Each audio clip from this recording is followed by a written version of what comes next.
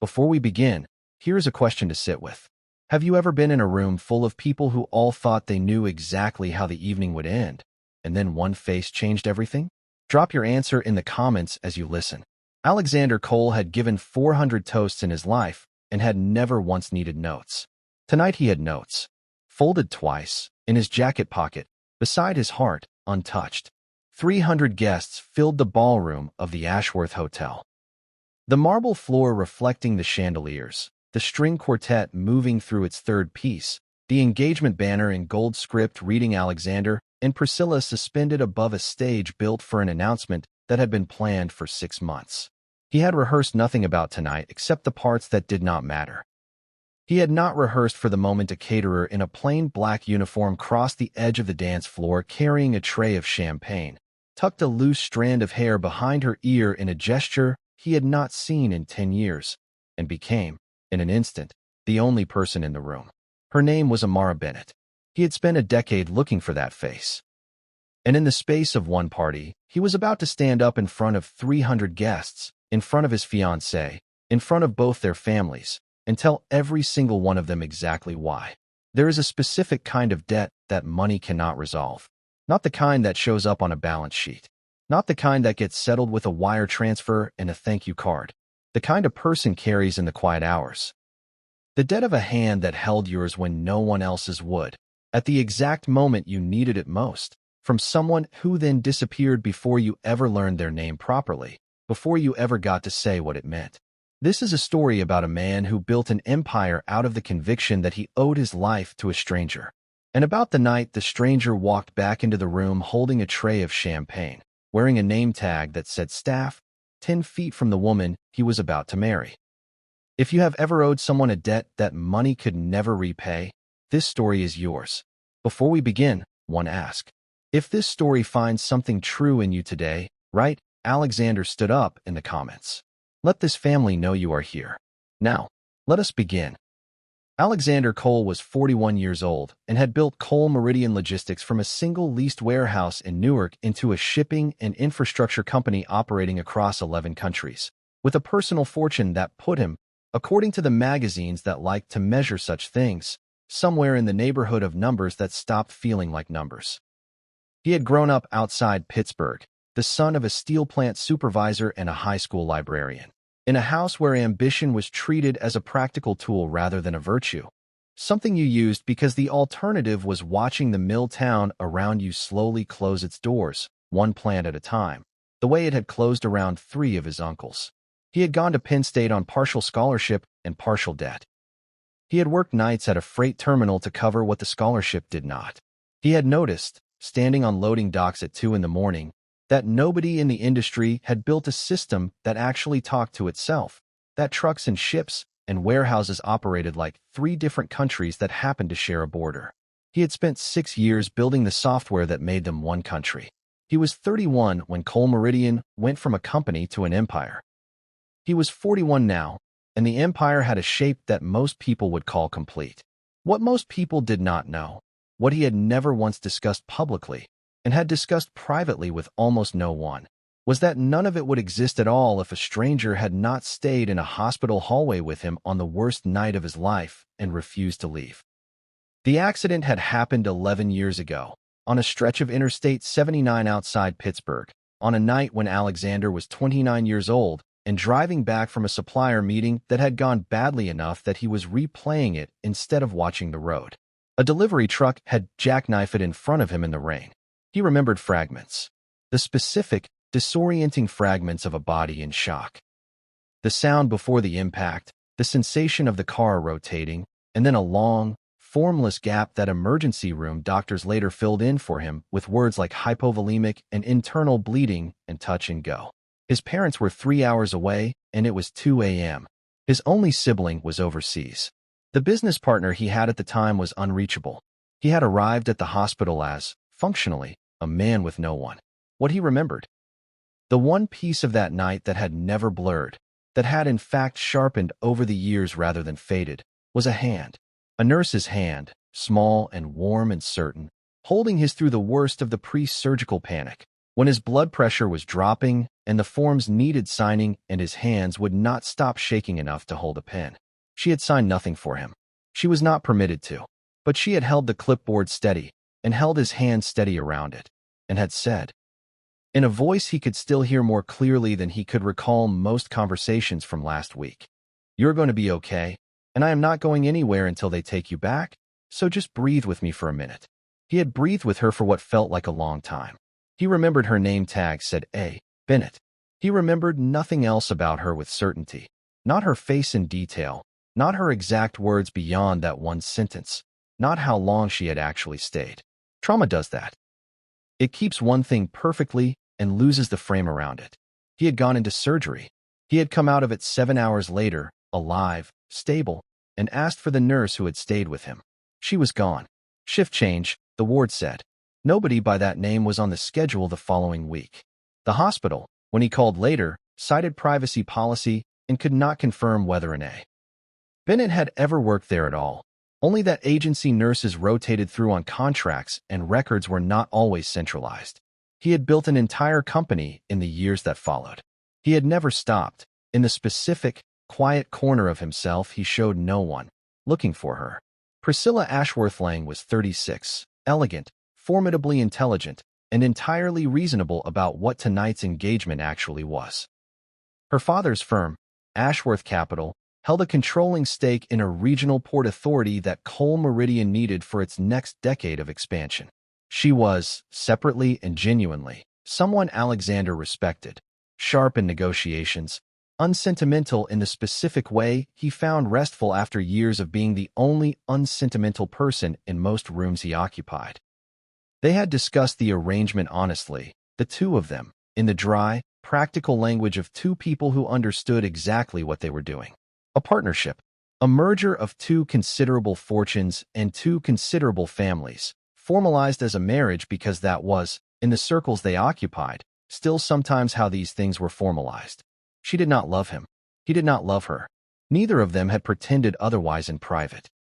She had said, 3 weeks ago, with the specific dry humor he appreciated in her, "We are not the first people to do this, and we will not be the worst at it." He had agreed. He had not told her about the nurse.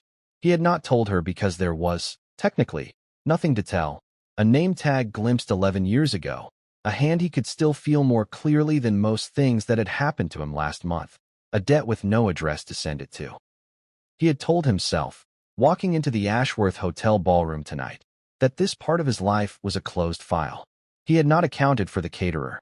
Amara Bennett was 34 years old and had not planned to be at the Ashworth engagement party at all. She worked full-time as a labor and delivery nurse at Allegheny General, the job she had trained for, the job that was actually hers, and picked up catering shifts through an events staffing agency on weekends, the way a great many nurses in cities with high costs of living and modest hospital pay quietly did, to cover the difference between her salary and her daughter's tuition at a school with a strong program for children with dyslexia. Her daughter, Jasmine, was 9. Jasmine's father had left when Jasmine was 2, and Amara had spent the 7 years since building a life that worked. Imperfectly, exhaustingly, but genuinely, on the specific, disciplined optimism of a single mother who had decided a long time ago that exhaustion was not the same thing as defeat. She had picked up the Ashworth shift because it paid unusually well for a Saturday, and because the regular Saturday sitter had a wedding of her own to attend, and the extra money meant Jasmine's tutor could continue through the summer instead of pausing. She had not thought about the name Cole in 11 years. She had, in fact, worked so many trauma shifts across so many years at 3 different hospitals during her 20s, before she had settled at Allegheny General, before Jasmine, when she had taken every agency contract available to build savings, that most of the faces from those nights had long since blurred into a single, composite memory of fluorescent light and fear and the specific, urgent tenderness she brought to strangers on the worst night of their lives. She did not remember the name Alexander Cole specifically. She remembered, in the way nurses sometimes remember not faces but feelings, a young man on Interstate 79 who had been shaking too hard to sign his own consent forms, whose hand she had held because it was the only thing she had to offer him that the hospital could not bill for, and whom she had told to breathe with her because breathing was the one thing she could actually teach a frightened person to do in 90 seconds. She had held 100 hands like that over a decade of nursing. She had not thought, walking into the Ashworth ballroom tonight with a tray of champagne balanced on one palm, that any of those hands belonged to the man about to be introduced as the guest of honor. The room noticed her the way rooms notice competent people doing quiet work, which is to say, barely, and only when something interrupted the pattern. What interrupted the pattern was Alexander Cole going still. He was standing near the stage, half listening to Priscilla's father discuss port tariffs, when a caterer crossed the dance floor's edge with a tray of champagne and tucked a loose strand of hair behind her ear with the specific, unconscious gesture of someone who had done it 1,000 times without noticing she did it. He had seen that gesture once before, 11 years ago, in a hallway that smelled like antiseptic, from a woman whose face he had never fully recalled. But the gesture had never left him. The gesture was the one piece of her he had kept in focus when everything else about that night had gone soft at the edges. He did not move for several seconds. Then he crossed the ballroom, past 3 separate conversations that assumed he was coming to join them, past a great aunt of Priscilla's who reached for his sleeve, past the string quartet, and stopped in front of a caterer holding a tray of champagne who had no idea, in that moment, that anything about her evening was unusual. He said, "Excuse me. I am sorry to interrupt your work. Is your name Bennett?"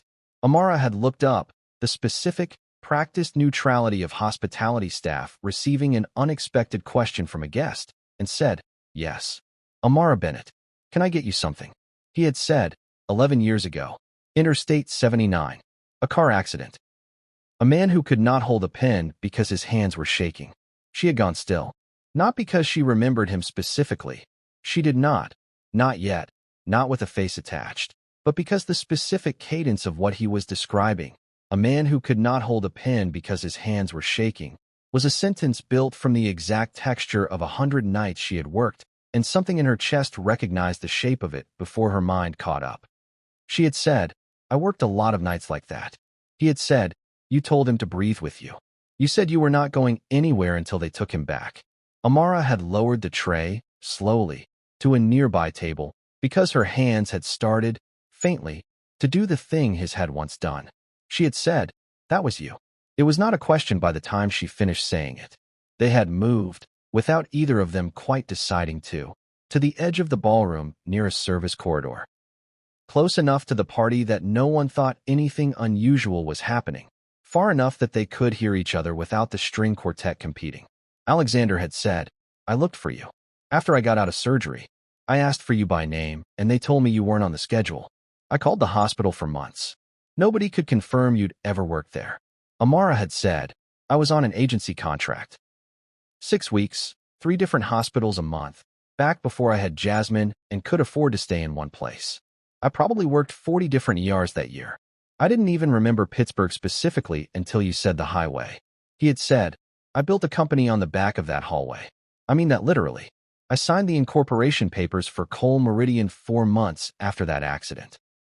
I was so afraid of dying without having built anything that I built everything as fast as I could, and I never told anyone why. Because the why was a woman whose face I couldn't fully remember and whose name I'd only seen on a tag for maybe 40 minutes. Amara had looked at him, really looked, the specific, careful attention of someone recalibrating an entire memory in real time, and had said, "I'm glad you're alive. I mean that plainly. I say that to a lot of families, and I don't always get to find out if it worked out. It's strange to find out 11 years later, at an engagement party, holding a tray." She had said the last part with the faint, dry humor of someone who had spent a decade absorbing life's more absurd timing without losing her footing. Alexander had almost laughed. Almost. He had said, "Can I ask you something, and I understand if the answer is that it's none of my business." She had said, "Go ahead." He had said, "Were you okay? After? I mean, not that night. Your life. I know nothing about what happened to you after you left that hallway, and it has bothered me for 11 years that I know nothing." Amara had been quiet for a moment. She had said, "I had a daughter 2 years after that. Her father left when she was 2. I've been a labor and delivery nurse at Allegheny General for 6 years now. The good, stable kind of nursing, the kind I couldn't afford to do full-time back when I was working agency shifts and taking extra catering gigs just to build a cushion. I still take catering gigs sometimes. Tonight is one of them. My daughter has dyslexia and a tutor she loves and a school that's a stretch for us financially. And the stretch is the whole reason I'm holding this tray instead of being home reading with her right now. She had said it without self-pity. The specific, plain accounting of a woman who had made her peace with the arithmetic of her life a long time ago. Alexander had looked at her for a long moment. He had said, "You held my hand for 40 minutes on the worst night of my life, at a job that was, at the time, paying you enough to survive, but not enough to ever stop counting. And 11 years later, I am standing in a ballroom worth more than most towns, about to marry a woman I don't love, for a Port Authority merger, and you are serving champagne to pay for a tutor." Amara had said, "That's a very specific way of putting it." He had said, "I'm trying to understand how the math of the world works." She had said, "It mostly doesn't. That's the thing nobody tells you in nursing school." Midpoint question for you. Have you ever crossed paths again, years later, with someone whose kindness quietly built the entire foundation of who you became, and realized they never knew what they'd done? The engagement toast had been scheduled for 9 o'clock. At 8:52, Priscilla's father had begun tapping a glass. The room had begun to quiet, and the specific, practiced choreography of the evening had started moving toward its planned center. The stage, the ring, the photograph that would run in 4 business publications by Monday. Alexander had walked to the stage. He had the folded notes in his pocket. 6 sentences about partnership and respect and the future of 2 families, written by a communications consultant 3 weeks ago and approved by exactly no one's heart. He had stood at the microphone, looked out at 300 faces. His mother in the second row, Priscilla beside him in a dress the color of champagne. Amara Bennett standing near the service corridor with an empty tray she had not yet found a reason to set down completely, watching him with the same careful attention she had given a frightened man on a gurney 11 years ago, and he had not opened the notes. He had said, "I want to tell you a story before I say anything else tonight, and I apologize in advance to my fiancée, because she is hearing part of this for the first time, same as you." The room had gone very quiet, in the specific way rooms go quiet when they sense a script has just been abandoned. He had said, 11 years ago, I was in a car accident that I very nearly did not survive. I was alone. My family was hours away. I was signing consent forms for surgery with hands shaking too hard to hold a pen, and a nurse I had never met held my hand steady and told me to breathe with her and told me she was not leaving until they took me back. I never learned her name properly. I never got to thank her. I built this entire company, everything you are standing inside the shadow of tonight, partly because I was so afraid of a life that could end without meaning anything that I built meaning as fast as I possibly could. And I never told a single person, including the woman beside me, that the reason I run the way I run is a debt to a stranger I could not find." He had paused. He had said, "Tonight, she is in this room. She has been serving champagne to us for the past 2 hours. Her name is Amara Bennett, and she is a labor and delivery nurse who still, 11 years after the worst night of my life, spends her weekends working events like this one to help pay for her daughter's education, because the math of what nurses are paid in this country and the math of what a good school costs do not add up, and she has never once, in the 2 hours since I recognized her, asked me for a single thing." 300 people were looking at Amara Bennett. Amara Bennett had set the tray down, finally, on the nearest table, because her hands were no longer steady enough to hold it. Alexander had said, "I asked Priscilla to marry me for reasons that had nothing to do with love, and she agreed for the same reasons, and we have both been honest about that with each other from the beginning, which is the only part of this evening I am proud of right now. I cannot stand up here and pretend the timing of tonight is a coincidence I'm willing to ignore. I found the person who saved my life on the night I was publicly promising the rest of it to someone else for a Port Authority merger." He had turned to Priscilla. He had said, "You deserve someone who is not doing math when he looks at you. I have been doing math the entire time. I think you have too, if you're honest with yourself, and I think somewhere in the last 3 weeks we both started hoping the other one would be the one to say it first." Priscilla, to the specific credit of a woman who had never once pretended this was a love match, had looked at him for a long moment, and then, quietly, almost with relief, had said, "I have a call with my father's board on Monday I've been dreading making. Thank you for making it easier." The room did not know whether to gasp or applaud. Several people did both. Alexander had walked off the stage, past his mother, whose expression was somewhere between horror and the beginning of something softer, past Priscilla's father, who had already pulled out his phone to call someone, and had crossed the ballroom floor to where Amara Bennett was standing very still near an abandoned tray of champagne. He had said, "I don't know what you're owed for tonight. I don't mean money, although I intend to make sure Jasmine's tuition is never a math problem again, whether or not you ever speak to me again after this. I mean the 11 years. I don't know what a person is owed for 11 years of a debt they didn't know they were owed." Amara had said, "You don't owe me anything. I did my job. I do it for everyone." He had said, "You did more than your job. I know the difference. I've spent 11 years knowing the difference." She had looked at him.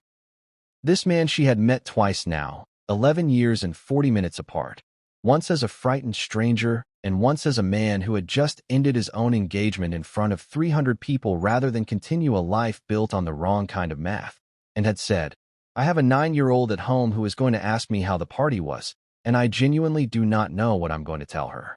He had said, "Tell her the truth. Tell her you held a stranger's hand once, and it turned out to matter more than either of you knew." Amara had almost smiled. She had said, "I need to finish my shift. I have 4 more trays to run and a contract with the agency that doesn't care whose engagement just ended." He had said, "Can I call you? Not tonight. Not this week, if it's too soon. Whenever finishing 4 trays and being a full-time nurse and a mother leaves you a spare 5 minutes." She had looked at him for a long moment. She had said, "You don't even know if I'm the marrying kind. You just know I'm the kind who holds a hand steady on a bad night." He had said, "That seems like a reasonable place to start." Amara had picked her tray back up. She had said, "Finish being a person who just ended his own engagement in front of 300 people before you start being a person who's dating someone. Call me in a month, if you still want to." She had walked back into the party to finish her shift.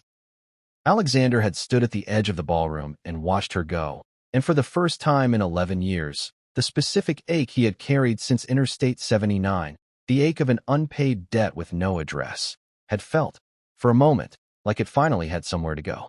Alexander Cole had built an empire on the memory of a hand that steadied his own on the worst night of his life.